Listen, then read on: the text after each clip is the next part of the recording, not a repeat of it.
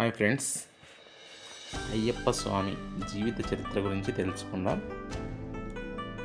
అందరూ లైక్ చేయండి, షేర్ చేయండి, సబ్స్క్రైబ్ చేయండి ప్లీజ్. దేవతలు రాక్షసులు కలిసి క్షీరసాగర మదనం చేస్తున్నప్పుడు అమృతం విషం వచ్చింది.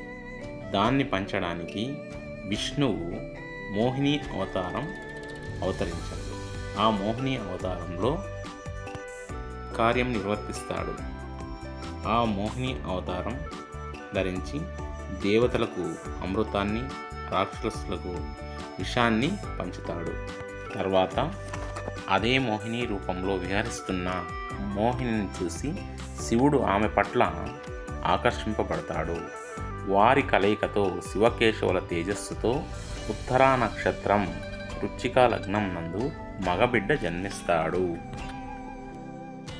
ఈ బిడ్డను పంపా సరోవర తీర ప్రాంతాల్లో మెడలో మణిమాల వేసి ఉంచారు. దైవ నిర్ణయం ప్రకారం అదే సమయంలో దైవ ప్రేరణ వలన వేట నిమిత్తం అటుగా వస్తాడు పందల దేశీయ రాజు అయినటువంటి గొప్ప శివభక్తుడు. రాజు పేరు రాజశేఖరుడు.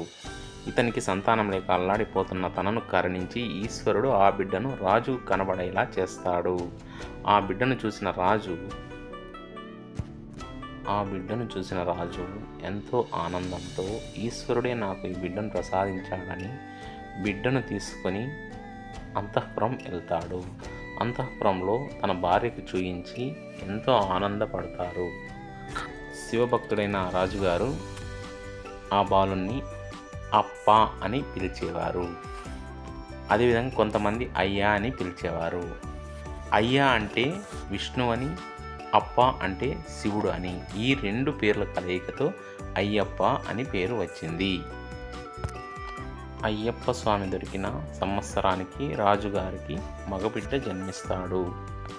అయ్యప్ప స్వామిని రాజు కొడుకును ఇద్దరిని గురుకులానికి పంపిస్తారు విద్యాభ్యాసం కొరకు. అప్పుడు గురువుగారు అయ్యప్ప స్వామిని చూసి ఇతను అవతార పురుషుడని గుర్తిస్తాడు. విద్యాభ్యాసం అనంతరం వీరిద్దరూ ఇంటికి వచ్చిన తర్వాత అయ్యప్ప స్వామిని పట్టాభిషేకం చేయాలని రాజుగారు అనుకుంటారు అని అంతా ప్రచారం చేస్తారు.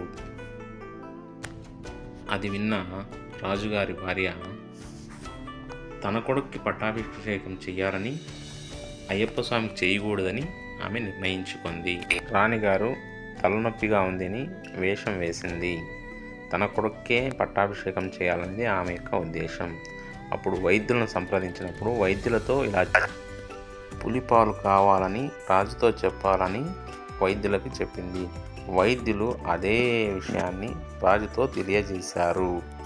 రాణిగారికి పులిపాలు కావాలని రాజుతో వైద్యులు తెలియజేశారు.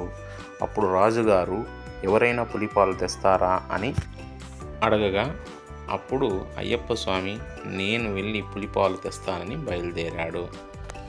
ఓకే గైస్, మిగిలిన నెక్స్ట్ పార్ట్లో చూద్దాం. అందరూ ప్లీజ్ సబ్స్క్రైబ్ చేయండి. Thank you.